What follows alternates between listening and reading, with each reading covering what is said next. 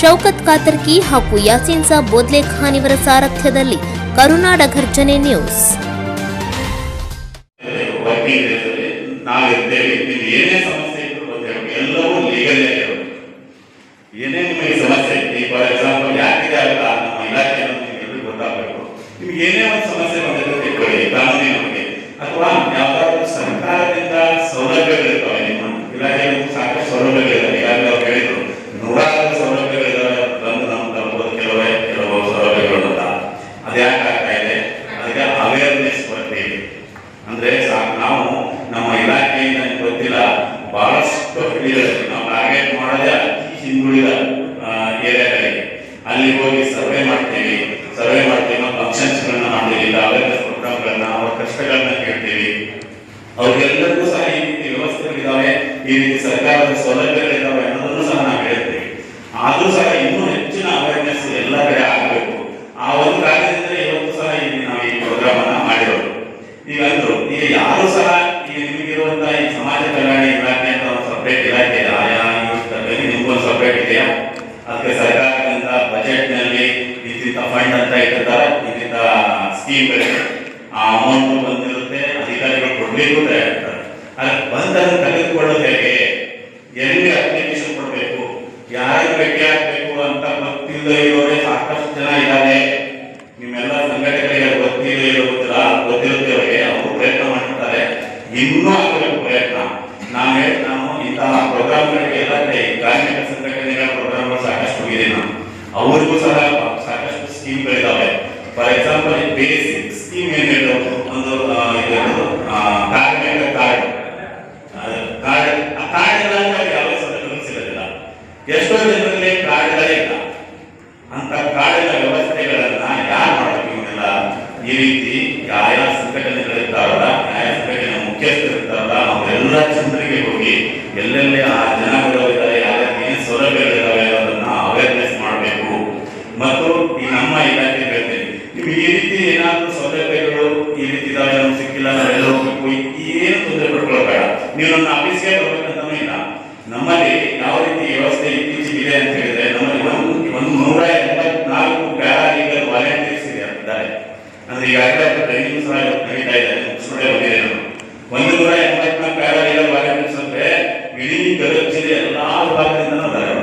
ಎಲ್ಲ retired teachers, senior citizens, transgenders, ನಿಮ್ಮ SC/ST ಜನಾಂಗದವರು, ಮಹಿಳೆಯರು, ಈ ರೀತಿ ಎಲ್ಲ ಅವರು ಹಳ್ಳಿಗಳಿದ್ದಾರೆ. ಅವರು ನಾವು ಪರ್ಫೆಕ್ಟ್ ಆಗಿ ಟ್ರೈನಿಂಗ್ ಅನ್ನು ಕೊಡ್ತಾ ಇದ್ದಾರೆ, ಏನು ಮಾಡ್ಬೇಕು ನೀವು ಅಂತೇಳಿ. ಅವರು ಪ್ರತಿಯೊಂದು ಹಳ್ಳಿಗಳಲ್ಲಿ ಎಲ್ಲಿಂದ ಬರ್ತಾರೋ ಅಲ್ಲಿ ಜನರ ಸಮಸ್ಯೆಗೆ ನಾವು ಇದ್ದವರಿಗೆ ಸಹಾಯ ಮಾಡೋದು ಬೇಡ, ಇದ್ದವ್ರಿಗೆ ಅವ್ರು ಮಾಡ್ಕೊಂತಾರೆ. ಯಾರು ಅಸಹಾಯಕರಿದ್ದಾರೆ, ಯಾರಿಗೆ ಎಲ್ಲಿ ಹೋಗಿ ಏನ್ ಪಡ್ಕೋಬೇಕು ಅನ್ನೋದು ಬಹಳಷ್ಟು ಜನ ಸಿಟಿಗೆ ಬರ್ದೇ ಇರೋರು ಸಾಕಷ್ಟು ಜನ ಇದ್ದಾರೆ. ಹಳ್ಳಿಗಳಲ್ಲಿ ಸಿಟಿನೇ ನೋಡದೇ ಇರೋರಿದ್ದಾರೆ. ಅಂತರ್ನ ತಲುಪಬೇಕು ಅಂತ ನಾವು ಹೇಳಿದ್ದೇವೆ ಟ್ರೈನಿಂಗಲ್ಲಿ. ಅಂತರಿಗೆ ಹೋಗಿ ಅವ್ರು ಏನ್ ಸಮಸ್ಯೆ ಕೇಳಿ. ಮತ್ತು ಈ ಗದಗ ಜಿಲ್ಲೆಯಲ್ಲಿ ನಾವು ನೋಡಿದ ಹಾಗೆ ಯಾವುದೇ ಇಲಾಖೆ ಮುಖ್ಯಸ್ಥರು, ಈ ಪೊಲೀಸ್ ಇಲಾಖೆ ಇರ್ಬೋದು, ನಿಮ್ಮ ಸಮಾಜ ಕಲ್ಯಾಣ ಇಲಾಖೆ ಇರ್ಬೋದು, ಡಿಸ್ಟ್ರಿಕ್ಟ್ ಅಡ್ಮಿನಿಸ್ಟ್ರೇಷನ್ ಇರ್ಬೋದು, ಯಾರೂ ಸಹ ನಿರಾಕರಿಸಲ್ಲ. ಆ ಒಂದು ವೇಳೆ ನೀವು ನಿರಾಕರಿಸಿದ್ರೆ ಅಥವಾ ಏನು ಮಾಡಿದ್ರೆ ಸೂಕ್ತ ವ್ಯವಸ್ಥೆ ಅವರಕ್ಕೆ ಆಗೇ ಇರ್ಬೋದು. ಲಿಮಿಟೇಷನ್ ಇರುತ್ತೆ. ಈಗ ಒಂದು ಫಂಡ್ ಅಂತ ಇರುತ್ತೆ, ಆ ಫಂಡ್ ಅವ್ರ ಡಿಸ್ಟ್ರಿಕ್ಟ್ ಇದರಲ್ಲಿ ಇಲ್ಲ ಅಂತ ಅವರಿಂದ ಕೊಡ್ತಾರೆ. ಅದನ್ನ ನೀವು ಫಸ್ಟ್ ತಿಳ್ಕೋಬೇಕು. ನೀವು ಯಾವುದೇ ಒಂದು ಯೋಜನೆಯನ್ನ ಪಡ್ಕೊಳ್ಬೇಕು ಅಂದ್ರೆ ಆ ಯಾವ ಇಲಾಖೆಗೆ ನೀವು ಅಪ್ರೋಚ್ ಮಾಡ್ತೀರಲ್ಲ, ಆ ಇಲಾಖೆಯ ಸಾಮರ್ಥ್ಯ ಏನಿದೆ ಅಂತ ತಿಳ್ಕೋಬೇಕು. ಅದು ವ್ಯವಸ್ಥೆ ಇದೆಯಾ ಅಂತ ಫಸ್ಟ್ ತಿಳ್ಕೋಬೇಕು. ಇದ್ದು ಒಳ್ಳೆ ಇದೆ ಅಥವಾ ಇದ್ದು ಯಾಕ್ಟಲ್ಲಿದೆ ಅಂತ ಹೇಳ್ತೀನಿ ನಿಮಗೆ ಆ ಸೆಕ್ಷನ್ ಅಲ್ಲಿ. ಆ ಒಂದು ಪಬ್ಲಿಕ್ ಸರ್ವೆಂಟ್ ಅಂತ ಕರಿತೀವಿ ನಾವು, ಸಾರ್ವಜನಿಕ ಅಧಿಕಾರಿಗಳು. ನಿಮ್ಮ ಈ ಆಕ್ಟ್ ಅಡಿಯಲ್ಲಿ ಬರುವಂತಹ ಯೋಜನೆಗಳಿಗೆ ಯಾರು ಮಾಡಿದ್ರು ಸಹ ಅದು ಕ್ರಿಮಿನಲ್ ಅಫೆನ್ಸ್ ಆಗುತ್ತೆ. ಹಾಗಾಗಿ ಅವರು ಯಾರು ಸಹ ಆ ರೀತಿ ಮಾಡಲಿಕ್ಕಿಲ್ಲ. ಅರಿವಿನ ಕೊರತೆ ಇದೆ. ಮತ್ತು ಇನ್ನೊಂದು ನಾನು ನಿಮಗೆ ಮಾತಾಡೋದಂದ್ರೆ, ನಿಮ್ಮಲ್ಲಿ ನಿಮ್ಮ ಸಂಘಟನೆ ನಾವು ನಿಮ್ಗೆ ಕೇಳ್ತಾ ಇದ್ದೀವಿ, ನಿಮ್ಮ ಯಾವುದೇ ದಲಿತ ಸಂಘಟನೆಗಳು ಏನೇ ಇದ್ರು ಒಗ್ಗಟ್ಟಾಗಿ ಮತ್ತೆ ಅದ್ರ ಜೊತೆಗೆ ಯಾವ್ದಾರ ಚೈಲ್ಡ್ ಲೇಬರ್ ಅಬಾಲಿಷನ್ ಆಕ್ಟ್ ಇರ್ಬೋದು ಅಥವಾ ಪೋಕ್ಸೋ ಆಕ್ಟ್ ಇರ್ಬೋದು, ಇದು ನಾನಾ ರೀತಿ ಆಕ್ಟ್, ಸ್ಪೆಷಲ್ ಆಕ್ಟ್ಸ್. ಇದ್ರ ಪರ್ಪಸ್ ಬಹಳ ಸ್ಪೆಷಲ್ ರೀಸನ್ಗೆ ನಮ್ಮ ಲೆಜಿಸ್ಲೇಟಿವ್ ಅಂತ ಏನಂತ ಕರಿತೀವಿ, MLAs ಆಗಿರಲಿ, MLCs ಆಗಿರಲಿ, ರಾಜ್ಯ ಮಟ್ಟದಲ್ಲಿ ಲೋಕಸಭಾ ಆಗಿರಲಿ, ರಾಜ್ಯಸಭಾ ಆಗಿರಲಿ, the asset of the president of the governor ಅದು ಯಾವುದು ಕಾರ್ಯರೂಪಕ್ಕೆ ಬಂದಿರುತ್ತೆ ಈ ಒಂದು ಸ್ಪೆಷಲ್ ಪರ್ಪಸ್ ಏನಿರುತ್ತೆ ಅದನ್ನ ಬಹಳ ವಿಶೇಷವಾಗಿ ಉಪಯೋಗ ಮಾಡ್ಕೊಂಡ್ರೆ ಅದು ಯಾವ ಕಾರಣಕ್ಕೆ ರಚನೆ ಆಗಿರುತ್ತೆ ಅದನ್ನ ನಾವು ಬಹಳ ಅಚ್ಚುಕಟ್ಟಾಗಿ ಅದರಿಂದ ನಾವು ಏನೋ ರಿಸಲ್ಟ್ ಪಡೀಲಿಕ್ಕೆ ಆಗುತ್ತೆ. ಸಾಹೇಬ್ ಹೇಳಿದ್ರು, ಫಸ್ಟ್ ಆಫ್ ಆಲ್ ಕಂಪ್ಲೇಂಟ್ ಕೊಡೋ ಟೈಮಲ್ಲಿ ನಾವು ಕಂಪ್ಲೇಂಟ್ ಆ್ಯಕ್ಟ್ಗೆ ಸಂಬಂಧಪಟ್ಟಂತೆ ಕೊಡಬೇಕು. ಓಕೆ, ಏನು ಅಲ್ಲಿ ಆ್ಯಕ್ಟ್ ಆಗಿದೆ ಅದಕ್ಕೆ ಸಂಬಂಧಪಟ್ಟಂತೆ ಕಂಪ್ಲೇಂಟ್ ಕೊಟ್ಟರೆ conviction rate will be very high. ಈಗ ನಾವು ಏನು ನೋಡ್ತೀವಿ ಅಂತ ಹೇಳಿದ್ರೆ, ಸಾಧಾರಣವಾಗಿ ನಾನೇ ನೋಡಿದ್ದೀನಿ ಅಂತ ಹೇಳಿದರೆ ಒಂದು 8 ವರ್ಷದಿಂದ ಯೂಶಲಿ ಪೊಲೀಸ್ ಕಂಪ್ಲೇಂಟ್ ಆಗಿ ಕೆಲವೊಂದು ಕೇಸಲ್ಲಿ ಅರೆಸ್ಟ್ ಆಗಿ ಅಲ್ಲಿಗೆ ನಮ್ಮದು ಇಂಟ್ರೆಸ್ಟ್ ಕೇಸಲ್ಲಿ ಆಲ್ಮೋಸ್ಟ್ ಮುಗ್ದಂಗೆ ಇರುತ್ತೆ. ನಾನು ನೋಡ್ದಂಗೆ ಯಾವಾಗ ಈ ಆ್ಯಕ್ಟ್ದು 100% ಫಲಿತಾಂಶ ಬರುತ್ತೆ, ನಾವು ಯಾರು ಕಂಪ್ಲೇಂಟ್ ಕೊಟ್ಟಿರ್ತೀವಿ ಅದರಲ್ಲಿ ಸಾಕ್ಷಿ ಯಾರಿರ್ತಾರೆ, ಅದರಲ್ಲಿ ಮಾಜರ್ ಯಾರು ಮಾಡಲಿಕ್ಕೆ ಬಂದಿರ್ತಾರೆ, ಪಂಚ್ ಯಾರಿರ್ತಾರೆ, ಅವರು ಸರಿಯಾದ ಟೈಮ್ಗೆ ಕೋರ್ಟಿಗೆ ಹೋಗಿ ಸಮನ್ಸ್ ಬಂದಾಗ ಹಾಜರಾಗಿ ಯಾವಾಗ ಅವರ ಒಂದು ಸ್ಟೇಟ್ಮೆಂಟು ಮತ್ತು ಅವರ ವಿಟ್ನೆಸ್ ಸ್ಟೇಟ್ಮೆಂಟ್ಸ್ನ ಕರೆಕ್ಟಾಗಿ ಕೋರ್ಟಲ್ಲಿ ನುಡಿತಾರೆ, ಆ ಟೈಮಲ್ಲಿ ಕನ್ವಿಕ್ಷನ್ ಆಗಲಿಕ್ಕೆ ಸಾಧ್ಯತೆ ಇರುತ್ತೆ. ಈಗ ತಾವೆಲ್ಲ ನೋಡಿದ್ರೆ ಕನ್ವಿಕ್ಷನ್ ಪರ್ಸೆಂಟೇಜ್ ಸಮಗ್ರ ಗೊತ್ತಿದೆ, ಬಳ್ಳಾರಿ ಮಾಸ್ಟರ್ ಅವರಿಗೆ ಮತ್ತು ಎಲ್ಲರಿಗೂ ಗೊತ್ತಿದೆ ಕನ್ವಿಕ್ಷನ್ ಸ್ವಲ್ಪ ಕಡಿಮೆ ಇದೆ. ಯಾಕೆ ಅಂತ ಹೇಳಿದ್ರೆ ಮಧ್ಯೆ ಅಲ್ಲಿ ಕೆಲವೊಂದಷ್ಟು ಜನ ರಾಜಿ ಇರ್ತಾರೆ, ಕೆಲವೊಂದಷ್ಟು ಜನ ಕೋರ್ಟಿಗೆ ಬರಲ್ಲ, ಬೇರೆ ಕೆಲಸಕ್ಕೆ ಹೊರಗಡೆ ಹೋಗಿರ್ತಾರೆ, ಮತ್ತೆ ಲಾಸ್ಟಿಗೆ ಆ ಪ್ರಕರಣದ ಮೇಲೆ ಇಂಟ್ರೆಸ್ಟ್ ಹೋಗಿರುತ್ತೆ. ಸೊ ಹಾಗೆ ಆಗಬಾರ್ದು. ಯಾವಾಗಲೂ ಇದು ನಮ್ಮದು ಜುಡಿಷಿಯಲ್ ಸಿಸ್ಟಮ್ ಹೆಂಗಿದೆ ಅಂತ ಹೇಳಿದ್ರೆ ನಾವೆಲ್ಲ ಇಂಟಿಗ್ರೇಟೆಡ್ ಪಾರ್ಟ್ ಇದ್ದೀವಿ. FIR ಆದಮೇಲೆ ಕಾನೂನು ಒಂದು ಪ್ರಕ್ರಿಯೆ, ಒಂದು ವೀಲ್ ಸ್ಟಾರ್ಟ್ ಆಗುತ್ತೆ. ಫಸ್ಟು FIR ಆಗುತ್ತೆ, FIR ಆದಮೇಲೆ ತನಿಖೆ ಆಗುತ್ತೆ, ತನಿಖೆ ಆದಮೇಲೆ ಚಾರ್ಜ್ ಶೀಟ್ ಆಗುತ್ತೆ, ಚಾರ್ಜ್ ಶೀಟ್ ಆದಮೇಲೆ ಸ್ಕ್ರೂಟ್ನಿ ಆಗುತ್ತೆ, ಸ್ಕ್ರೂಟ್ನಿ ಆದಮೇಲೆ ಕೋರ್ಟಿಗೆ ಸಲ್ಲಿಕೆ ಆಗುತ್ತೆ, ಸಲ್ಲಿಕೆ ಆದಮೇಲೆ ಚಾರ್ಜಸ್ ಫ್ರೇಮ್ ಆಗುತ್ತೆ, ಚಾರ್ಜಸ್ ಫ್ರೇಮ್ ಆದಮೇಲೆ ಯಾರ್ಯಾರು ಅದರಲ್ಲಿ ಪಾತ್ರ ಇರ್ತಾರೆ, ಇವಾಗ ಹೆಸರು ಇರ್ತಾರೆ, ಚಾಸ 1, ಚಾಸ 2, ಚಾಸ 3 ಅಂತ ಹೇಳಿ ಎಲ್ಲರಿಗೂ ಒಂದು ನೋಟಿಸ್ ಹೋಗುತ್ತೆ. ನೋಟಿಸ್ ಹೋದಾಗ ನಾವು ಎಷ್ಟೊಂದ್ಸಲಿ ನೋಡ್ತೀವಿ, ನಮ್ಮದೇ ಸಮನ್ಸ್ ಸ್ಟಾಫ್ ಇರ್ತಾರೆ, ಕೋರ್ಟ್ ಪೀಸಸ್ ಇರ್ತಾರೆ, ಅವರೆಲ್ಲ ಹೋಗಿ ಸಮನ್ಸ್ ಕೊಟ್ಟಿರುವಾಗ ಕೆಲವೊಂದಷ್ಟು ಜನ ಬರೋದೇ ಇಲ್ಲ. ನಾವೇ ಬಲವಂತವಾಗಿ ಕೈ ಕೊಡಬೇಕಾಗುತ್ತೆ, ಬನ್ನಿ ನಿಮ್ಮದು ಡೇಟ್ ಇದೆ, ನೀವು ಹಾಜರಾಗಬೇಕು ಅಂತ ಹೇಳಿದರೆ ಎಷ್ಟೊಂದು ಜನ ಇಲ್ಲ ನಮಗೇನೋ ಬೇರೆ ಕೆಲಸ ಇದೆ, ಇಲ್ಲ ನಾವು ರಾಜಿ ಆಗಿದ್ದೀವಿ, ಹೀಗೆ ಎಷ್ಟೊಂದು ಜನ ಹೇಳ್ಕೊಂಡು ಹೋಗ್ತಾರೆ. ಸೊ ಮುಖ್ಯ ಉದ್ದೇಶ ಪ್ರಕರಣ ದಾಖಲು ಮಾಡಿದ್ಮೇಲೆ ಏನಿರುತ್ತೆ ಅಂತ ಹೇಳಿದ್ರೆ ಅದು ಕನ್ವಿಕ್ಷನ್ ಆಗಬೇಕು ಅಂತ ಹೇಳಿ ದೃಢ ನಿಶ್ಚಯದಿಂದ ನಾವು ಒಂದು ಪ್ರಕರಣ ದಾಖಲು ಮಾಡಿದರೆ ಈ ಒಂದು ಮೂಲ ಕಾಯ್ದೆ ಏನಿರುತ್ತೆ, ಇಂಟಿಗ್ರೇಟೆಡ್ ನಮ್ಮದು ಜಸ್ಟಿಸ್ ಸಿಸ್ಟಮ್ ಏನಿದೆ ಅಲ್ಲ, ಎಲ್ಲರೂ ಸೇರಿ ಕೆಲಸ ಮಾಡಿದಾಗ ಇದೊಂದು ಆಗುತ್ತೆ ಅಂತ ನಾನು ಹೇಳಲಿಕ್ಕೆ ಬಯಸ್ತೀನಿ. ಮತ್ತು ಇನ್ನೊಂದೇನಿದೆ ಅಂತ ಹೇಳಿದರೆ, ವಿಶೇಷವಾಗಿ ನಾನು 8 ವರ್ಷದಿಂದ ನೋಡ್ತಾ ಇದ್ದೀನಿ, ನನಗೆ ಭಾಳ ಒಂದು ವಿಶೇಷದ ಹೆಮ್ಮೆ ಏನಿದೆ ಅಂತ ಹೇಳಿದರೆ, ನಾನು ಈಗಾಗಲೇ 4 ಜಿಲ್ಲೆಯಲ್ಲಿ ಕೆಲಸ ಮಾಡಿದ್ದೀನಿ. 4 ಜಿಲ್ಲೆಯಲ್ಲೂ ನಮ್ಮ ಯಾರು ಸಂಘಟನೆಯವರಿದ್ದಾರೆ ಎಲ್ಲರ ಜೊತೆನೂ ನನಗೆ ಯಾಕೆ ಅಷ್ಟು ಅಚ್ಚುಕಟ್ಟಿನ ಮತ್ತು ಒಳ್ಳೆ ಬಾಂಧವ್ಯ ಇದೆ ಅಂತ ಹೇಳಿದರೆ, ಇಲ್ಲಿ ಯಾರೇ ಒಬ್ಬರು, ಬರೀ ನಮ್ಮ ಬಳ್ಳಾರಿ ಮಾಸ್ಟರ್ ಅಂತಲ್ಲ, ನಮ್ಮ ಶರೀಫ್ ಅವ್ರು ಅಂತಲ್ಲ, ಯಾರೇ ಒಬ್ರು ಲೀಡರ್ಸ್ ಅಂತಲ್ಲ, ನನಗೆ ಯಾರೇ ಒಬ್ರು ಕಾಮನ್ ಮ್ಯಾನ್ ಕಾಲ್ ಮಾಡಿದ್ರು ಪೊಲೀಸ್ ಇಲಾಖೆ ಮುಖ್ಯಸ್ಥನಾಗಿ ನಾನು ಮೊದಲನೇ ಕಾಲಲ್ಲಿ ಕಾಲ್ ಎತ್ತು. ಗೊತ್ತಿರೋ ವಿಚಾರ ಆಯ್ತಾ, ನಮ್ಮ ಕೆಳಗಡೆಗೂ ನಾನು ಯಾವಾಗಲೂ ಹೇಳ್ತಿರ್ತೀನಿ, ಪೊಲೀಸ್ ಇಲಾಖೆ ಅಥವಾ ಪೊಲೀಸ್ ಸ್ಟೇಷನ್ಗೆ ಯಾಕೆ ಒಂದು ವ್ಯಕ್ತಿ ಬರ್ತಾನೆ ಅಂತ ಹೇಳಿದ್ರೆ ಅವನಿಗೆ 99% ಯಾವುದೋ ಒಂದು ನೋವಾಗಿರೋ ಕಾರಣಕ್ಕೇ ಪೊಲೀಸ್ ಸ್ಟೇಷನ್ಗೆ ಬಂದಿರ್ತಾನೆ. ವಿಶೇಷವಾಗಿ ಯಾರು ಪೊಲೀಸ್ ಸ್ಟೇಷನ್ಗೆ ಬಂದು ಸರ್ ನಮ್ಮ ಮನೆಯಲ್ಲಿ ಮದುವೆ ಕಾರ್ಯಕ್ರಮ ಇದೆ, ನಮ್ಮ ಮನೆಯಲ್ಲಿ ಯಾವುದೋ ಹೌಸ್ ವಾರ್ಮಿಂಗ್ ಸೆರೆಮನಿ ಇದೆ ಅಂತ ಹೇಳಿ ಬರೀ 1% ಬರ್ತಾರೆ ಅಷ್ಟೇ. ಅದನ್ನು ಎಂಥವ್ರು ಬಂದಿರ್ತಾರೆ ಅಂತ ಹೇಳಿದ್ರೆ ನಮ್ಮ ಪೊಲೀಸರು ರಿಲೇಷನ್ ಅವರು ಬಂದಿರ್ತಾರೆ, ಇಲ್ಲಾಂದರೆ 99% ನೊಂದವರೇ ಬಂದಿರ್ತಾರೆ. ಈಗ ನೊಂದವರಿಗೆ ಇಮಿಡಿಯೇಟ್ ಆಗಿ ಪೊಲೀಸ್ ಕೈಲಿ 100% ಅವರಿಗೆ ಏನಂತ ಹೇಳ್ತೀವಿ, ಅವ್ನು ಎಕ್ಸ್ಪೆಕ್ಟ್ ಮಾಡೋ ನ್ಯಾಯ ಕೊಡ್ಲಿಕ್ಕೆ ಆಗಿಲ್ಲ ಅಂತ ಹೇಳಿದ್ರೆ, ಯಾಕೆಂದರೆ ಕಾನೂನಲ್ಲಿ ಭಾಳಷ್ಟು ಲಿಮಿಟೇಷನ್ಸ್ ಇರುತ್ತೆ. ಕೆಲವೊಂದ್ಸಲಿ ಏನು ಹೇಳ್ತಾರೆ ಅಂತ ಹೇಳಿದ್ರೆ, ವಿಶೇಷವಾಗಿ ಭಾಳಷ್ಟು ಟೈಮ್ ನಮಗೆ ಇಂಥ ರಿಕ್ವೆಸ್ಟ್ ಬರುತ್ತೆ, ಸರ್ ಅವ್ರಿಗೆ ಈಗಲೇ ಅರೆಸ್ಟ್ ಮಾಡಿ ಅಂತ ಹೇಳಿ ಹೇಳ್ತಾರೆ. ಈ ಅರೆಸ್ಟ್ ಏನಿದೆ ಅಂತ ಹೇಳಿದರೆ ನಮ್ಮ ಜಡ್ಜ್ ಸಾಹೇಬರು ಕೂಡ ಹೇಳ್ತಾರೆ, ನಮ್ಮದು ಸುಪ್ರೀಂ ಕೋರ್ಟ್ ಗೈಡ್ಲೈನ್ಸ್ ಇದೆ. ಮತ್ತು ಈಗ ಹೆಂಗಿದೆ ಅಂತ ಹೇಳಿದರೆ, ಕೆಲವೊಂದಷ್ಟು ಅಫೆನ್ಸಸ್ಗೆ ಬಿಟ್ಟು arrest is not the mandate ಅಲ್ಲ sir, it is an exception. Arrest ಏನಕ್ಕೆ ಮಾಡ್ತೀವಿ ನಾವು, ಇನ್ವೆಸ್ಟಿಗೇಷನ್ ಆಫೀಸರ್ಗೆ ಅನ್ನಿಸ್ಬೇಕು, ಅದು ಒಂದು ಸರ್. ಮತ್ತು ಎರಡನೇದು, ಒಬ್ಬ ಲೆಟ್ಸ್ ಸೇ ಫಾರ್ ಎಕ್ಸಾಂಪಲ್ ಈಗ ನಾವಿಬ್ರು ಜಗಳ ಆಡ್ತೀವಿ, ಬಟ್ ಇವರು ಗದಗಲ್ಲೇ ಇರ್ತಾರೆ, ನಾನು ಗದಗಲ್ಲೇ ಇರ್ತೀನಿ, ಇವರು ಅಪ್ಸ್ಕೊಂಡಾಗಂಗಿಲ್ಲ, ಇವರು ವಿಟ್ನೆಸ್ಗೆ ಥ್ರೆಟ್ ಮಾಡೋಂಗಿಲ್ಲ, ಏನೂ ಆಗಿಲ್ಲ ಅಂತ ಹೇಳಿದರೆ ಅವ್ರು ಇನ್ವೆಸ್ಟಿಗೇಷನ್ಗೆ ಕೋಆಪ್ರೇಟ್ ಮಾಡ್ತಾರೆ ಅಂತ ಹೇಳಿದರೆ ಅವರಿಗೆ ಇವಾಗ ನಮ್ಮದು ರೀಸೆಂಟ್ ಗೈಡ್ಲೈನ್ಸಲ್ಲಿ ನೋಟಿಸ್ ಕೊಡ್ತೀವಿ. ತಮ್ಮೆಲ್ಲರಿಗೂ ಯಾರಿಗೆ ಗೊತ್ತಿದೆ, ಎಲ್ಲರಿಗೂ 35(3) ನೋಟಿಸ್ ಕೊಡ್ತೀವಿ, ಮುಂಚೆ 41 ಕೊಡ್ತಾ ಇರ್ತೀವಿ.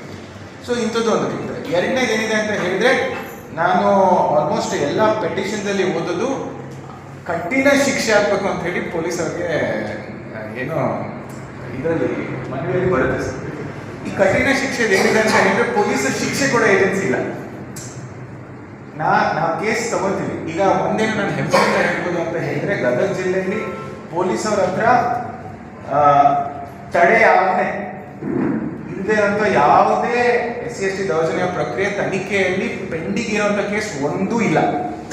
ಎಲ್ಲ ಕೇಸ್ನ ನಾವು ಚಾರ್ಜ್ ಶೀಟ್ ಮಾಡಿ 60 ದಿವಸದೊಳಗಡೆ ಮಾನ್ಯ ನ್ಯಾಯಾಲಯಕ್ಕೆ ನಾವು ಸಲ್ಲಿಕೆ ಮಾಡ್ತಿದ್ದೀವಿ. ಓಕೆ, ವಿಶೇಷವಾಗಿ ಇನ್ನೊಂದೇನು ಇವಾಗ ರೀಸೆಂಟ್ ಇಂಪ್ರೂವ್ಮೆಂಟ್ ಇದೆ ಅಂತ ಹೇಳಿದ್ರೆ, ಸ್ಪೆಷಲೈಸ್ ಆಕ್ಟ್ಗೆ specialised investigation with transparency, with effectiveness, with single goal and single intention ಇರಬೇಕು ಅಂತ ಹೇಳಿ ಈಗ ಪ್ರತ್ಯೇಕವಾಗಿ ಪ್ರತಿಯೊಂದು ಜಿಲ್ಲೆಯಲ್ಲೂ DCRE ಪೊಲೀಸ್ ಸ್ಟೇಷನ್ ಅಂತ ಹೇಳಿ ಸ್ಥಾಪನೆ ಆಗಿದೆ. ಅಂದರೆ district civil rights enforcement police station. ಅಂದರೆ ಈ ಒಂದು ಪೊಲೀಸ್ ಸ್ಟೇಷನ್ದು ಒಂದೇ ಉದ್ದೇಶ ಇದೆ, ಒಂದೇ ಉದ್ದೇಶ SC/ST ಕೇಸಸ್ ಇನ್ವೆಸ್ಟಿಗೇಷನ್ ಮಾಡೋದು.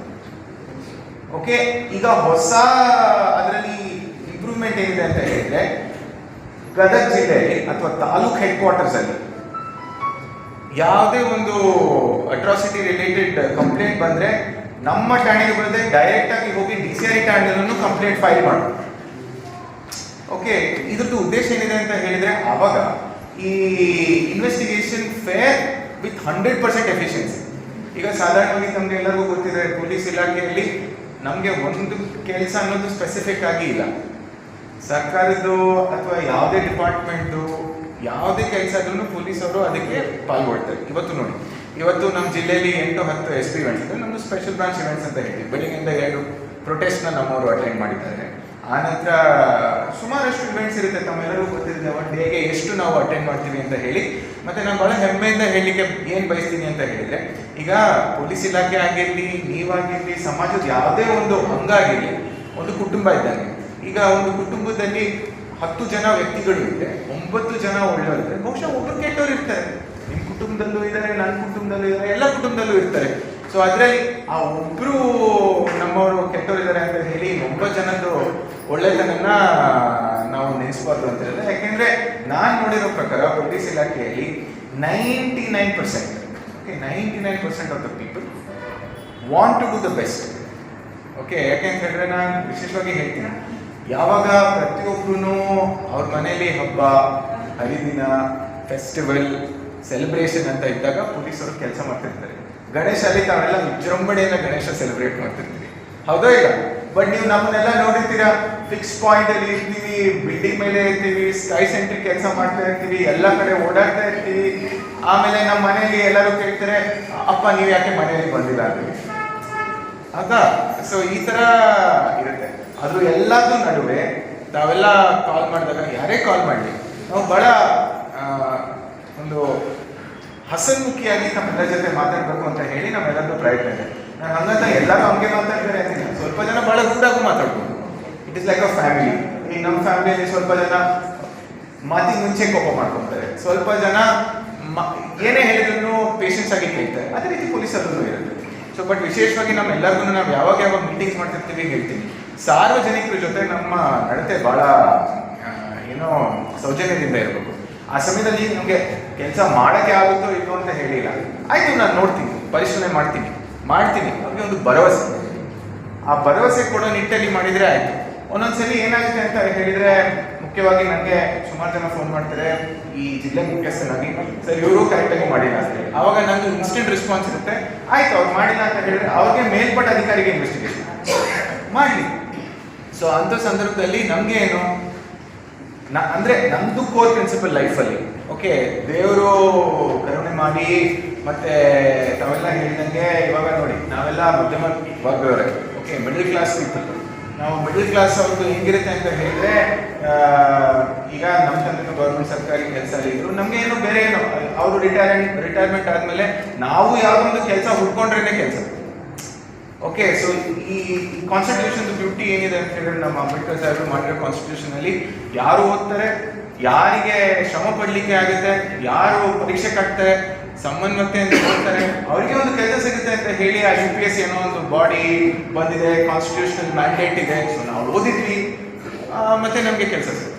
ಸೊ ಆ ರೀತಿ ನಮಗೆ ದೇವರು ಮತ್ತೆ ಕಾನ್ಸ್ಟಿಟ್ಯೂಷನ್ ಇನ್ನ ಒಂದು ಪ್ರತಿಫಲದಿಂದ ಸಿಕ್ಕಿರೋದ್ರಿಂದ maximum letters to the best for everybody ಅಂತ ಹೇಳಿ ನಮ್ಮದು ಮುಖ್ಯ ಉದ್ದೇಶ ಆಗಿದೆ. ಮತ್ತು ಯಾರು ನೊಂದವ್ರಿಗೆ ಅನ್ಯಾಯ ಆಗಬಾರ್ದು, ಮತ್ತು ವಿಶೇಷವಾಗಿ ಈ ಸಾಮಾಜಿಕ ಅನ್ಯಾಯಗಳೇನಿದ್ದಾವೆ, ಓಕೆ, ಇಲ್ಲೀಗಲ್ ಆ್ಯಕ್ಟಿವಿಟೀಸ್ ಏನಿದೆ ಅವೆಲ್ಲರೂ ನೋಡಿದಂಗೆ ಲಾಸ್ಟ್ ವರ್ಷ ಆಲ್ಮೋಸ್ಟ್ ಪ್ರೀವಿಯಸ್ ಎಲ್ಲ ವರ್ಷಕ್ಕಿಂತ ಹೆಚ್ಚಿಗೆ ನಾವು ಕೇಸಸ್ ಮಾಡಿದ್ದೀವಿ ಸೊಸೈಟಿಯಲ್ಲಿರೋ. ಇವಾಗ ನಾನು 100% ಎಲ್ಲ ಮಾಡಿದ್ದೀನಿ ಅಂತ ಹೇಳಲಿಕ್ಕೆ ಅಸಾಧ್ಯ ಇದೆ. ಯಾವುದೇ ಇಲಾಖೆಯಲ್ಲಿ ಯಾರನ್ನು ನಾನು 100% ಎಲ್ಲನೂ ನಿರ್ಮೂಲನೆ ಮಾಡಿಬಿಟ್ಟಿದ್ದೀನಿ ಅಂತ ಹೇಳೋದು ಅಸಾಧ್ಯ ಇದೆ. ಬಟ್ ಆದ್ರೂ ನಮ್ಮ ಶ್ರಮೆಗೆ ಮೀರಿ ಮಾಡಿದ್ದೀವಿ ಅಂತ ನಾನು ಹೇಳಲಿಕ್ಕೆ ಹೆಮ್ಮೆ ಪಡ್ತೀನಿ ಅಂತ ಹೇಳಿ ನಾನು ಈ ಸಮಯದಲ್ಲಿ ತಮ್ಮೆಲ್ಲರಿಗೂ ಹೇಳಲಿಕ್ಕೆ ಬಯಸ್ತೀನಿ. ವಿಶೇಷವಾಗಿ ನಾನು ತಮ್ಮೆಲ್ಲರಿಗೂ ಏನು ಹೇಳ್ತೀನಿ ಅಂತ ಹೇಳಿದರೆ, ಈ ಆ್ಯಕ್ಟ್ ಏನಿದೆ, ಈ ಆ್ಯಕ್ಟಿಗೆ ನಮ್ಮ ಸಾಹೇಬರು ಹೇಳ್ದಂಗೆ ಅವರು ಏನೇನು ವಿಚಾರಗಳಿದೆ ಅಂತ ಹೇಳಿ ಹಂಚ್ಕೊಂಡಿದ್ದಾರೆ, ಅದ್ರ ಪ್ರಕಾರ ನಡ್ಕೊಂಡು ನಮ್ಮದು ವಿಶೇಷವಾಗಿ DLSAದು ನೆರವನ್ನ ಎಲ್ಲರೂ ಪಡಿಬೇಕು ಅಂತ ಹೇಳಿ ನಾನು ನಿಮಗೆಲ್ಲ ಹೇಳ್ತೀನಿ. ಯಾರೇ ಒಂಟಿ ಮಹಿಳೆ ಇರಲಿ, ಅನ್ಯಾಯಕ್ಕೊಳಗಾದವ್ರು ಇರಲಿ, ಗುಂಪು ಘರ್ಷಣೆ ಆದವ್ರು ಇರಲಿ, ಈ ಪ್ರೆಗ್ನೆಂಟ್ ವುಮೆನ್ ಇರಲಿ, SC/ST ಜನಾಂಗದವ್ರು ಇರಲಿ, ಮತ್ತು ಕೊನೆಗೆ ಆರ್ಥಿಕತೆ ಮೌಲ್ಯದಿಂದ 3 ಲಕ್ಷಕ್ಕಿಂತ ಕೆಳಗೆ ಒಂದು ವರ್ಷಕ್ಕೆ ಆದಾಯ ಇರೋರು, ಕೆಳಗಡೆ ಮಟ್ಟದವರಿದ್ರೆ ಅವರಿಗೂ ಸಹ ಫ್ರೀ ಅಡ್ವೊಕೇಟ್ ಸಿಗೋವಂಥ ಒಂದು ಪದ್ಧತಿ ಇದೆ. ಈಗ ಬೇರೆ ತಮ್ಮೆಲ್ಲರಿಗೂ ಗೊತ್ತು, ಒಂದೊಂದ್ಸಲಿ ಈ ಹಿಂದಿಸ್ ಕೇಸಸ್ ಆಗುತ್ತೆ, ಮರ್ಡರ್ ಅಂಥದ್ದು ಇಂಥದ್ದು. ಅಂಥ ಸಮಯದಲ್ಲೂ ಕೂಡ ನಾವು ಅರೆಸ್ಟ್ ಮಾಡಿ ಜೈಲಿಗೆ ಕಳಿಸಿದ್ದೀವಿ.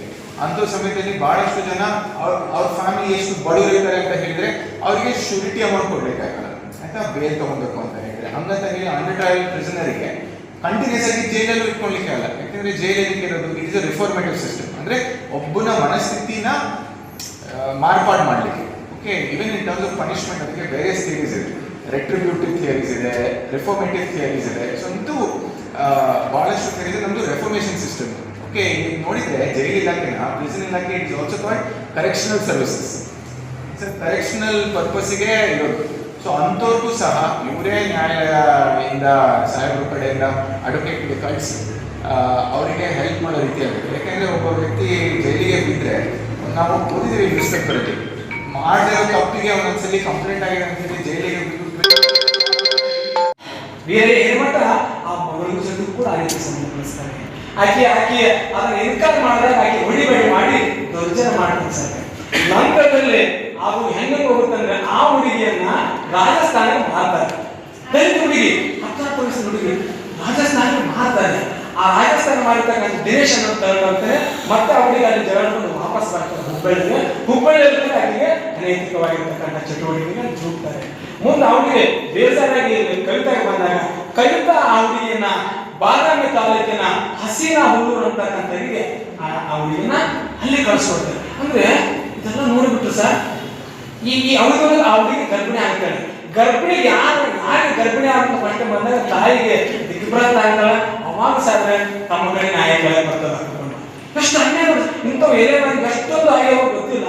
ನಂತರದಲ್ಲಿ ಆ ವಿಷಯ ನಮ್ಮ ಕಡೆ ಬಂದಾಗ ರಾತ್ರಿ 11 ಗಂಟೆ ಬಿಟ್ಟು ನಾನೇ ಕಾಣದ ನಿಂತ್ಕೊಂಡು ನಮ್ಮ ಚಂದ್ರ ಮೇಲೆ ಮುತ್ತು ಮಾದರ, ವಿನಾಯಕ ಬಳ್ಳಾರಿ, ಅರ್ಶನ ಪೂಜಾರ ಎಲ್ಲ ಸೇರ್ಕೊಂಡು ಆ ಕೇಸ್ ದಾಖಲು ಮಾಡಿದ್ರು ಸರ್.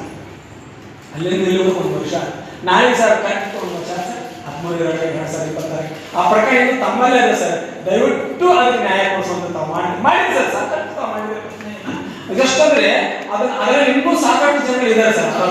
ಅವ್ರು ಅದರಿಂದ ನುಸುಳ್ಕೊಳ್ತಾ ಇದ್ದಾರೆ. ವಿಕ್ರಮ್ ಅಂತಕ್ಕಂಥವ್ರು ಬಾಡಿ ಗಾಡಿ ಕೆಲಸ ಮಾಡ್ಬೋದು. ಆ ಕವಿತಾ ಕೊರವಿ ಆಯ್ಕೆ ಬೇರೆ ಆಯ್ತು. ಸನ್ಮಾನ್ಯ ಜಡ್ಜಿ ಸಾಹೇಬ್ರನ್ನ ಮನೆ ಮಾಡ್ಕೊತೀನಿ ಸಾಹೇಬ್ರೆ, ಆಯ್ಕೆ SC that lady belongs to SC. there is no question. but one thing, ಆಕೆ ಕೂಡ ಮೇನ್ ಆರೋಪಿ. ಆಕೆ ಒಬ್ಬಾಕಿಗೆ ಬೇಲಾಯ್ತು.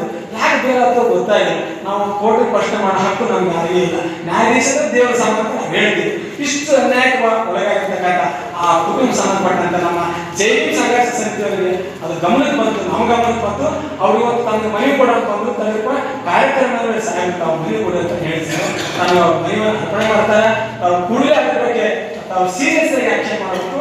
ಯಾರ್ಯಾರು ಸರ್ ರಿಕ್ಷಾ ಪಾರ್ಟಿಸಿಪೇಟ್ ಮಾಡ್ತಾರೆ ಒಂದು, ಆಮೇಲೆ ಇನ್ನೊಂದು ಗಣೇಶ್ ಒಂದ್ಸರಿ ಸರ್ ಇನ್ನೊಂದು ಸರ್ ಪ್ರೇಮ ಗುಡಿ ಅಂತಕ್ಕಂಥ ನಮ್ಮ ಸರ್ ಅದಷ್ಟು ಜನ ಬಂದಿದ್ದಾರೆ. ಪ್ರೇಮ ಗುಡಿ ಅಂತಕ್ಕಂಥ ಹೆಣ್ಮಗಳು ಈ ಅಮಾಯಕರನ್ನ ಕೂಲಿ ಕೆಲಸಕ್ಕೆ ಇಟ್ಕೊಂಡು ಅವ್ರ ಕಡೆ ಗುಡಿಸ್ಕೊಂಡು ನಿಮ್ಗೆ ಲೋನ್ ಕೊಟ್ಟರೆ ನೀವು ಕಾನೂನು ಬಗ್ಗೆ ತಿಳುವಳಿಕೆ ಸರ್. ಲೋನ್ ಯಾರು ಕೊಡ್ತಾರೆ ನಮ್ಮ ಸಾಹೇಬ್ ಸೂಕ್ಷ್ಮ ಹೇಳಿದ್ರು ಎಲ್ಲಿ ಅದ್ರ ಸಂಬಂಧ ನಮ್ಮ ಸಾಹೇಬ್ ಹೇಳಿದ್ರು ನಮ್ಮ ಶಿವಗೌಡ ಸರ್ ನಾನು ಥ್ಯಾಂಕ್ಸ್ ಹೇಳ್ತೀನಿ. ಯಾಕಂದ್ರೆ ಬಳ್ಳಾರಿ ನಿಮ್ಮ ಇಲಾಖೆಗೆ ಸಮಾಜ ಇಲಾಖೆಗೆ ಸಂಬಂಧಪಟ್ಟಾಗ ಮತ್ತು ಆ ನಿಗಮಕ್ಕೆ ಸಂಬಂಧಪಟ್ಟ ಅಧಿಕಾರಿ ವರ್ಗ ತಾವು ಕಳಿಸಿದ್ರೆ ಚೆನ್ನಾಗಿರ್ತದೆ ಸೂಕ್ಷ್ಮ ಮಾತು ಹೇಳಿದ್ರು. ಬಹುಶಃ ಈಗ ಅದು ಅದು ಕರೆಕ್ಟ್ ಅನಿಸುತ್ತೆ ಅನಿಸುತ್ತೆ. ಯಾಕಂದ್ರೆ ಆ ಮಹಿಳೆಯರು ಕೂಡ ಹೊಂದ್ಕೊಂಡ್ರು ಸರ್. ಹೆಂಗೆ ಹೊಂದ್ಕೊಂಡ್ರು ಅಂದ್ರೆ ಪ್ರೇಮ ಗುಡಿ ಅನ್ನತಕ್ಕಂಥ ತನ್ನ ಮನೆ ತನ್ನ ಒಂದು ಬಿಲ್ಡಿಂಗ್ ಅಂತ ಕರ್ಕೊಂಡೋಗಿ ಇಲ್ಲ ಸರ್ ತೆರೆ ತುಂಬಿ ನಿಮ್ಗೆ ಲೋನ್ ಕೊಡಿಸ್ತೀನಿ, 5 ಲಕ್ಷ ಕೊಡಿಸ್ತೀನಿ, 1 ಲಕ್ಷ ಕೊಡ್ತೀನಿ, ಸಬ್ಸಿಡಿ 2 ಲಕ್ಷ ಕೊಡ್ತೀನಿ ಸುಳ್ಳು ಹೇಳಿ ಸುಮಾರು 25-30 ಜನ ಸರ್ ಅಸೂರಿ ಗ್ರಾಮದಲ್ಲಿ ಸುಮಾರು ಒಂದು 20 ಜನ ದಲಿತ ಮಹಿಳೆಯರಿಗೆ ಪಾಪ ಅವರು ಅಲ್ಲಿ ಸಾಲ ಮಾಡಿ ಇಲ್ಲಿ ಸಾಲ ಮಾಡಿ ತಂದು ಕೊಟ್ಟು ದುಡ್ಡು ಕೇಳಕ್ ಹೋದ್ರೆ